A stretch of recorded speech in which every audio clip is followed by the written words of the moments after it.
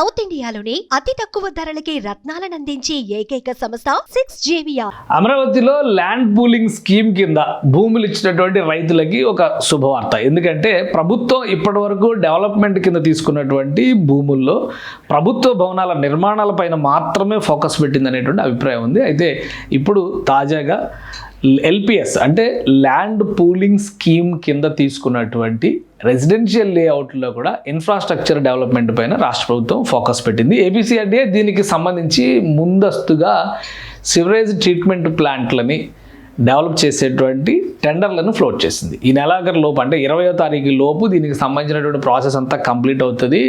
సరైన కాంట్రాక్టర్లను ఎంపిక చేసి వర్క్ అలాట్మెంట్ చేస్తే ముఖ్యంగా రెసిడెన్షియల్ ఏరియా, ఇక్కడ ఒక విషయం అర్థం చేసుకోవాల్సింది ఏంటంటే అమరావతి ప్రాంతంలో ఒక మాస్టర్ ప్లాన్ను మనం చూస్తాం. ఎప్పుడు చూసినా కానీ ఒక పెద్ద మ్యాప్ కనిపిస్తుంది. ఇదేంటో అర్థం కాదు, ఇది ఒక బ్రహ్మ పదార్థంలో ప్రతి ఒక్కళ్ళు ఫీల్ అవుతూ ఉంటారు. ఇందులో రంగుల బొమ్మలు కూడా కనిపిస్తూ ఉంటాయి. అయితే వీటన్నిటిని కూడా చాలా క్లియర్గా గవర్నమెంట్ నోటిఫై చేసింది. నోటిఫై చేసినటువంటి వాటికి సంబంధించిన డీటెయిల్స్ కూడా ఇక్కడ ఇచ్చింది. ఇక్కడ R1, R2, R3, R4 అంటే ఇవన్నీ కూడా విలేజ్ జోన్స్, రెసిడెన్షియల్ జోన్స్ కింద మనం చూస్తాం. R1 అంటే రెసిడెన్షియల్ జోన్ 1, రెసిడెన్షియల్ జోన్ 2, అట్లనే కమర్షియల్ జోన్స్ ఇవన్నీ సెగ్రిగేషన్ చేస్తాయి. మామూలుగా మనకు ఉన్నటువంటి పట్టణీకరణ లేదంటే మన పల్లెలకు సంబంధించినటువంటి ఏంటంటే అన్నీ కలగలిపోయి ఉంటాయి.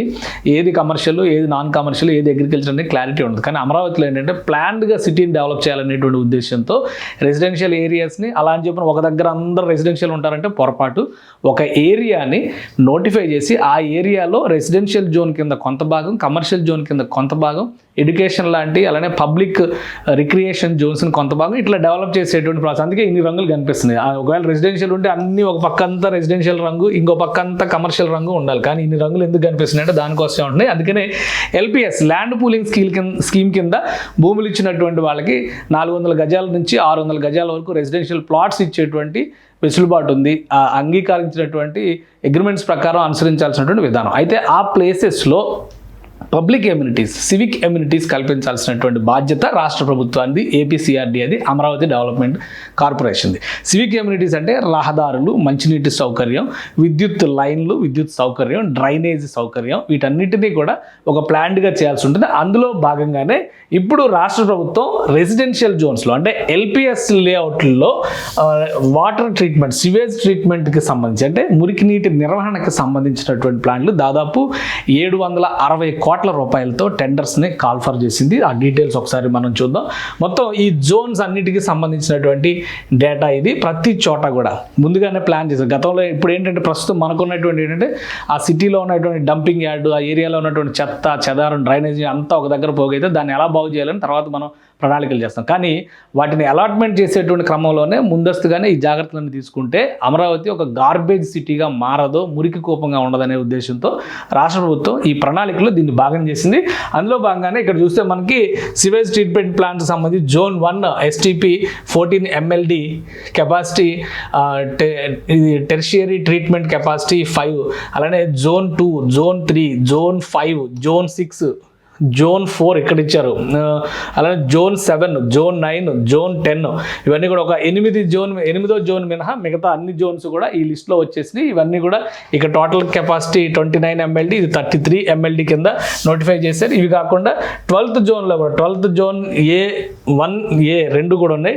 జోన్ 12, జోన్ A ఇవి కూడా 25 MLDకి సంబంధించినటువంటి కెపాసిటీ ఉన్న వాటిని డిజైన్ చేశారు ఇందులో. సో మొత్తం ఈ జోన్స్ అన్నిటికీ సంబంధించినటువంటి ప్రణాళికని టెండర్స్ని కాల్ఫర్ చేసింది ABCRDA. వీటన్నిటినీ కూడా ఈ నెలాఖరు లోపు క్లోజ్ చేయాల్సి ఉంటుంది. అంటే 20-25 తారీఖు లోపు మొత్తం ప్రాసెస్ కంప్లీట్ అయిపోతుంది.